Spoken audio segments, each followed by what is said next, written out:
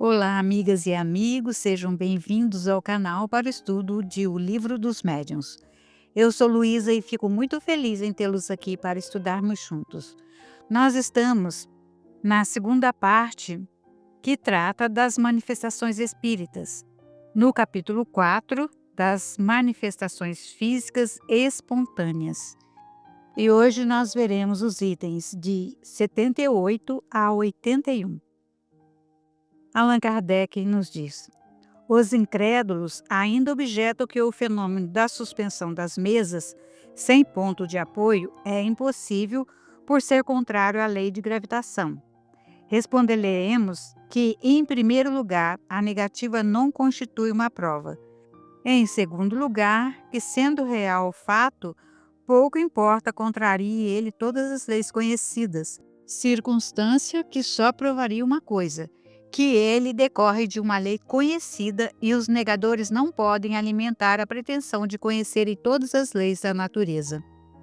Acabamos de explicar uma dessas leis, mas isso não é razão para que eles a aceitem, precisamente porque ela nos é revelada por espíritos que despiram a veste terrena, em vez de o ser por espíritos que ainda trazem esta veste e têm assento na academia. De modo que, se o espírito de Arago, vivo na terra, houvesse enunciado essa lei, eles a teriam admitido de olhos fechados. Mas desde que vem do espírito de Arago, morto, é uma utopia. Por que isto? Porque acredito que, tendo Arago morrido, tudo o que nele havia também morreu.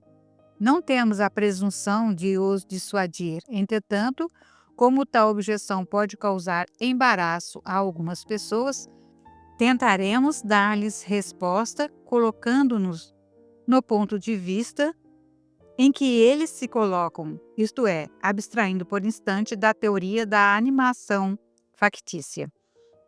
Questão 79.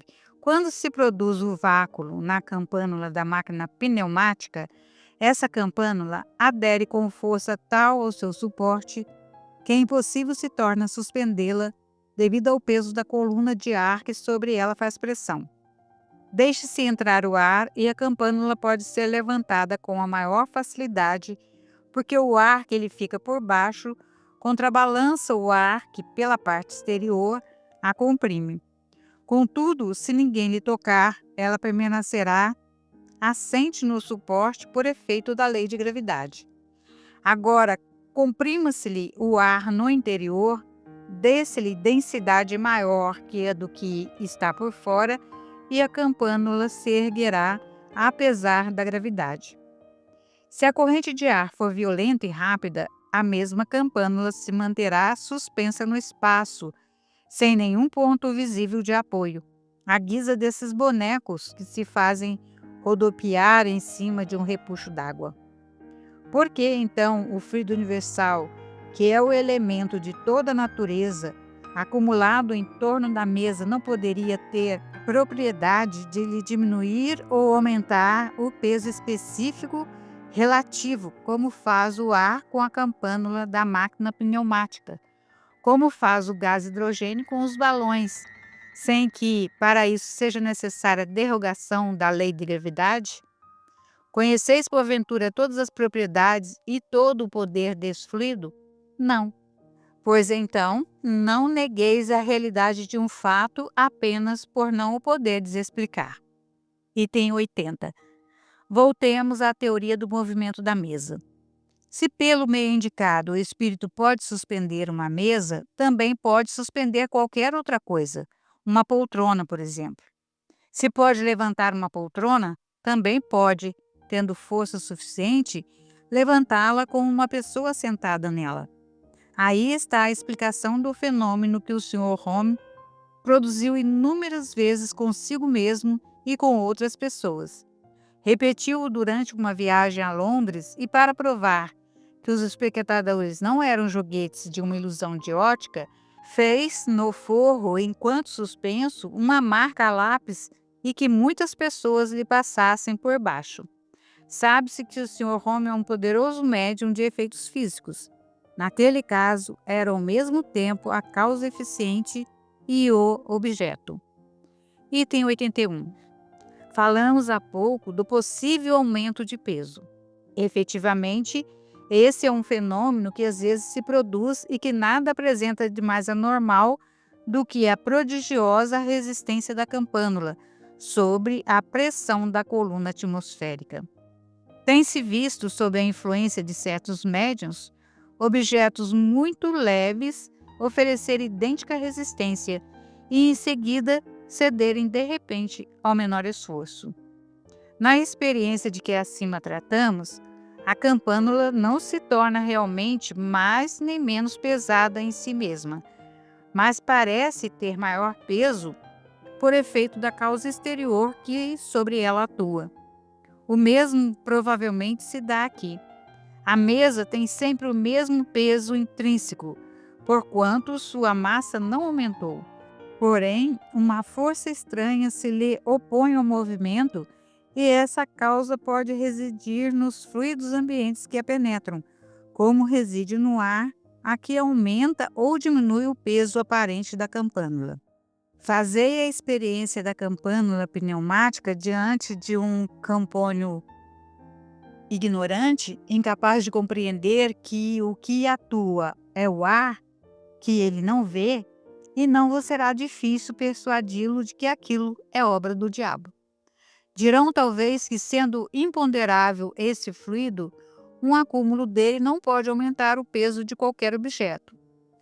De acordo, mas notai que, se nos servirmos do termo acúmulo, foi por comparação, não porque assimilemos em absoluto aquele fluido ao ar. Ele é imponderável.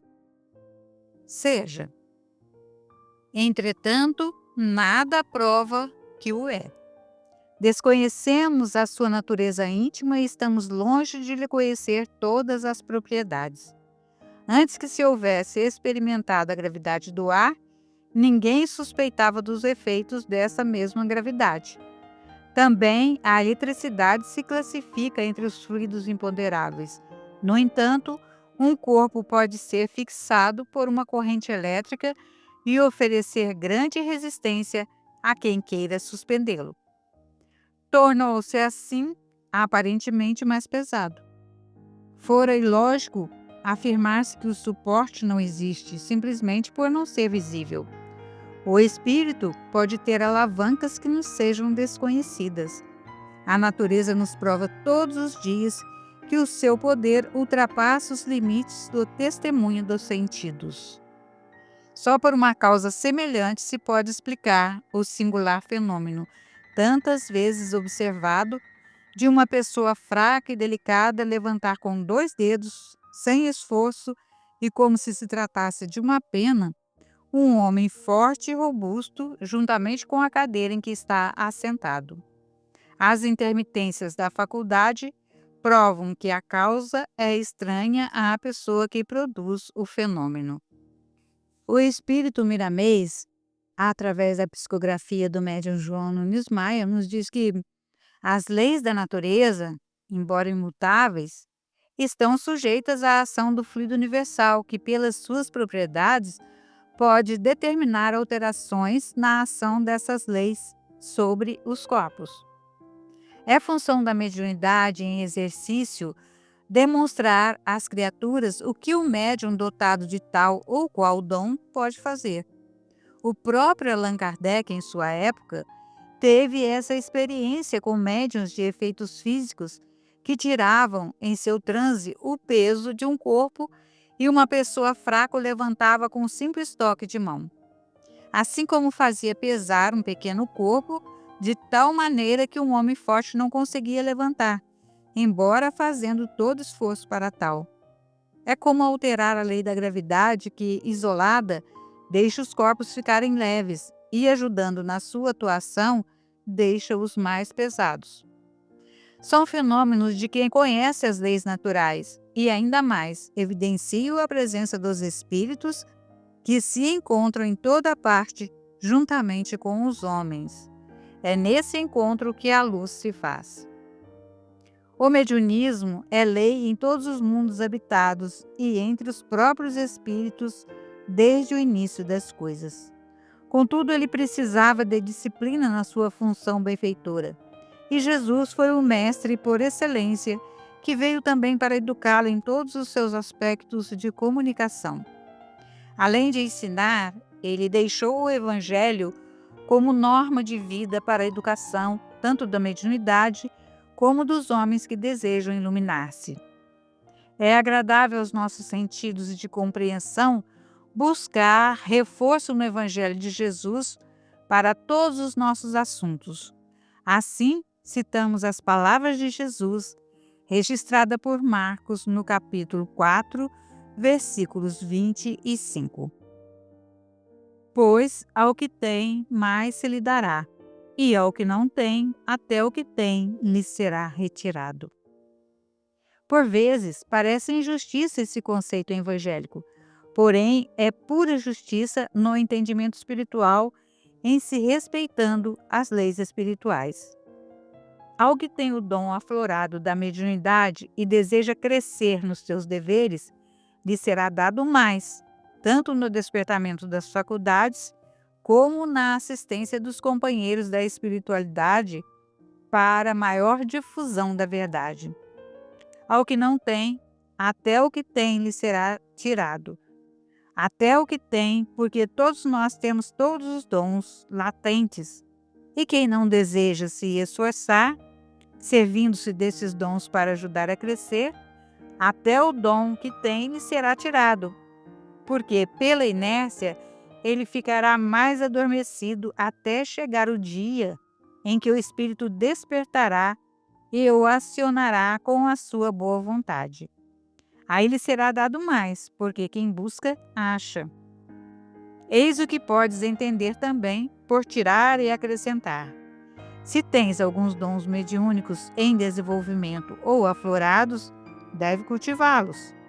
Os espíritas devem saber como fazê-lo. Os livros esclarecedores circulam com abundância como bênçãos de Deus para o despertamento dos valores das criaturas.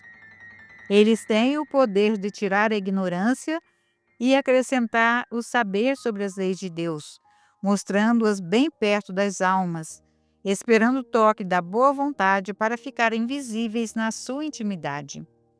Se ainda te encontramos em desarmonia por alimentares paixões inferiores, o Evangelho, em toda a sua dimensão, assim como os livros espíritas, tem o poder de refocilar-te as energias e a tua conduta para a luz da esperança.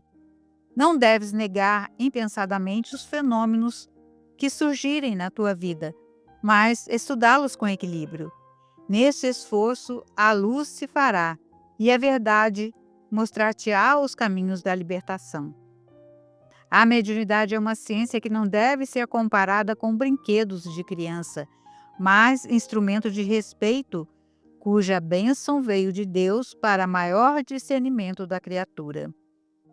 Podes, na tua vida, tirar e acrescentar. Tirar problemas dos teus caminhos ou acrescentar dificuldades, dependendo do que fazes, dos ensejos de luz que Deus pôs em tuas mãos. Desejamos que a tua vida seja de utilidade coletiva, principalmente como médium. Aproximar-te-ão de ti os espíritos com os mesmos sentimentos que tu, cuidando de ti, já que estás ajudando aos outros.